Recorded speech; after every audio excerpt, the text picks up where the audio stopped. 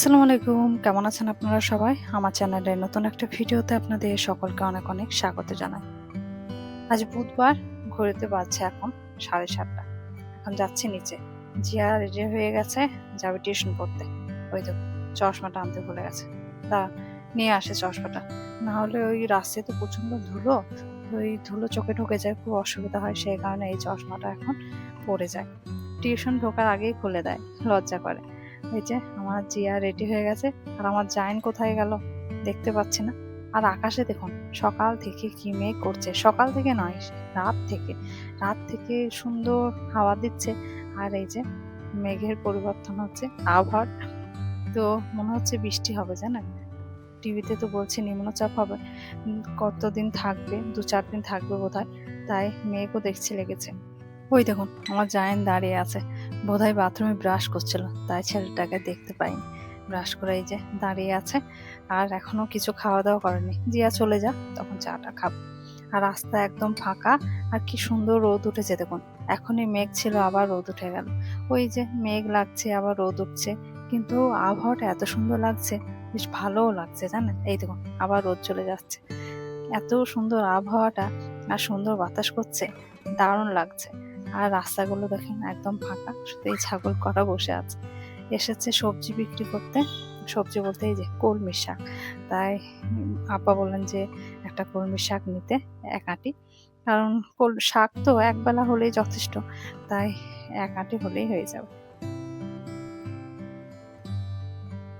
এক আঁটি শাক নিলাম। এই যে শাকটা কিন্তু খুব সুন্দর, জানেন, একদম পরিষ্কার, পোকা নেই।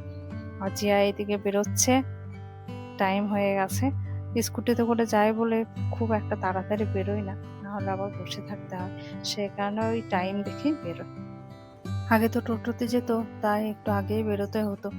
আর অনেক সময় আবার টোটো পাওয়া যেত না, আসার সময় আবার খুব অসুবিধা হতো, তখন আবার টোটো পাওয়া যেত না, দাঁড়াতে হতো। তো আসতে বেশ অনেকটা সময় লেগে যেত। এখন আল্লাহর মতো ওই কষ্টটা নেই। জিয়াকে বলছিলাম যে আজ কটায় আসবি, তো বলছে মামা আজকে আসতে বেশ দেরি হবে, আজকে সে 12টার সময় ছুটি দেবে। তো আসছে সেই 12:30 হয়ে যাবে। তো জিয়াকে আজকে তো কিছু দিলাম না, ও বললো যে কেক কিনে খেয়ে নেবে। বিস্কুট দিচ্ছি, খাচ্ছে না, তাই বললাম যে টাকা নিয়ে যা, কিছু কিনে খেয়ে নেবে। এখনকার বাচ্চারা তো কেউ টিফিন নিয়ে যেতে পছন্দই করে না। আমাদের সময় আমরা কত টিফিন নিয়ে গেছি, কোনো সময় রুটি আলু ভাজা, কোনো সময় মুড়ি চিনি, তারপরে কোনো সময় এই যে মুড়ি চানাচুর ঘি, এসব নিয়ে যেতাম। কিন্তু এখনকার বাচ্চারা টিফিন নিয়ে যেতেই পছন্দ করে না। এখানে এই দেখুন চাটা একটু গরম করলাম, চাটা ঠান্ডা হয়ে গেছিলো, তাই যে জায়েন আর আমি এই দেখুন বসেছি। আর গামলা বাটি কিছুই খুঁজে পাচ্ছে না, তাই ছোট্ট হাঁড়িতে আবার মুড়ি নিয়েছি, একটু তেল মেখে নিয়েছি। এই দেখুন এক্ষুনি রোদ ছিল, আবার কিরকম ভাবে মেঘ লেগে গেল, মনে হচ্ছে যেন এখনই বৃষ্টি আসবে। যে আমার এখনই বেরোলো, তাই রাস্তায় যদি বৃষ্টি হয় একদম ভেজে যাবে। বৃষ্টিটা হোস না বাবা, ছেলেটা আমার চলে যাক। ওপর আসলাম, এই তো চাদরটা ভালো করে ঝেড়ে ফেলে দিয়েছি। এখন বালিশগুলো রাখতে যাচ্ছি, যাই বলছে মা তুমি রেখো না, আমি রাখবো। তো এখন নিশানা করছে, ঠিক জায়গায় রাখ। এই তো রাখতে পারলাম। জায়ানকে বললাম তুমি এবার পড়তে বসো, অনেক হলো, চা খাওয়া দাওয়া হলো, এবার তুমি নিজের কাজ করো। আর এদিকে আমি ঘরগুলো এখন পরিষ্কার করবো, ঝাড় দেবো ঘর। আর এই যে কাপড়গুলো কালকে কেচেছিলাম, এগুলো শুকিয়ে গেছে, তাই এগুলো এখন ভাঁজ করে রাখবো এই গামলার মধ্যে, জানেন। আর এই গামলাটা জিয়া একটা সিম নিয়েছে কালকে, তো ওই সিমের সঙ্গে এটা ফিরিয়ে দিয়েছে। বেশ অনেকটা বড় গামলা। কাপড়গুলো সব ভাঁজ করা হয়ে গেছে, রেখেছি। এই দেখুন সব গুছিয়ে এই সাইডে ওই সাইডে করে রেখেছি, কারণ এই ডেলিকার কাপড়, তাই এখানে রাখলাম। আর যে ছোট্ট আলনাটা আছে ওইখানে রাখা হচ্ছে না, তাই ভাবলাম যে এখানে রাখলাম গুছিয়ে। এই দেখুন জায়ানকে এখানে পড়াতে বসেছে। জায়ান এখন ওয়ার্ড বুক পড়ছে, ছোট্ট একটা ওয়ার্ড বুক আব্বার দোকানে বিক্রি করে। তো সেই ওয়ার্ড বুক একটা নিয়ে আসলাম। অনেক কিছু আছে ইংরেজি যেগুলো জায়ান জানে না, শেখার প্রয়োজন, তাই বললাম যে এই বইটা থেকে এখন পড়ো। আর এই যে কাপড়গুলো গোছানো হয়ে গেছে সুন্দরভাবে, এই দিকটা মোটামুটি ভাবে পরিষ্কার করে দিয়েছি। এখানে জিয়ার বই আছে, তো এখানে হাত দিলাম না, মোটামুটি ছোটখাটো জিনিসগুলো সব গুছিয়ে নিয়েছি। এদিকে তাকটাও ফাঁকা করে দিয়েছে। এই ছোটোখাটো জিনিসগুলোতে না আরও নোংরা হয়ে যায়, সেই কারণে ছোটোখাটো জিনিসগুলো একটা বক্সের মধ্যে রেখেছি। আর এইখানে আছে আমার আব্বার ডায়েরি, নানা রকম বইপত্র, এখানে আর হাত দিলাম না, থাক ঠিকই আছে। আর এই যে খাটের এই জায়গাটা এখন পরিষ্কার করতে হবে। তো কাপড়টা একটু ভিজিয়ে নিয়েছি, গোটাটাই ভিজাইনি, অল্প একটু ভিজিয়েছি, কারণ এই ভিজে কাপড় দিয়ে মুছে না, সাথে সাথে আবার এই শুকনো কাপড় করে মুছে দেবো, না হলে ভিজে থাকলে অসুবিধা হবে, মানে হয়তো খারাপ হয়ে যেতে পারে। আর এই যে ডিজাইনগুলো দেখতে ভালো লাগছে, কিন্তু এর মধ্যে প্রচণ্ড ধুলো হয়ে গেছে, তাই একটু ওই ভিজে কাপড় উপরে না দিলে পরিষ্কার হবে না, ধুলোগুলো যাবে না, তাই সুন্দরভাবে মুছে দিয়েছি। জাইনকে পড়াটা দিয়েছিলাম, মুখস্থ হয়ে গেছে, এখন লিখতে দিয়েছি। লেখাটা খুব খারাপ হয়ে গেছে, এই তো কয়েকদিন ধরে লেখেনি। এখন এই ওপরকার বোতলগুলো সব নিয়ে যাব নিচে, সব ফাঁকা হয়ে গেছে, জানা, নিচে নিয়ে যাওয়া হচ্ছে না, তাই মনে করে এখন নিয়ে যাচ্ছি। চলো দেখি মা কি করছে।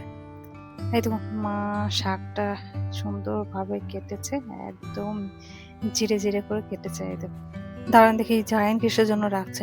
এই তো বাড়িতে ঢোর সাপ ঢুকেছে, আর আমাদের বাড়িতে না খুব ঢোর সাপ ঢুকে, তাই এই যে সরু পাড়া একটা সাপ, বাচ্চা সাপ ঢুকেছে। দাঁড়ান আপনাদের দেখায়, দেখতে পাওয়া যাচ্ছে না, একদম ওই বালতির গায়ে আছে, ওই তো তার নড়ছে, এই যে এখানে একদম ছোট বাচ্চা সাপ। ওই যে দেখছেন জালি দেওয়া আছে, ওই দিকেই ঢুকেছে, ওটা তো রাস্তার দিক, তাই সাপগুলো এই দিক দিয়েই ঢুকে।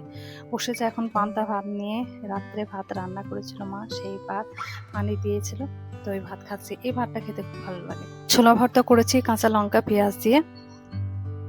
ঘড়িতে বাজছে এখন 3টে, দুপুরে খাওয়া দাওয়া হয়ে গেছে, কিন্তু আপনাদের দুপুরে খাওয়াটা দেখাতেই ভুলে গেছে।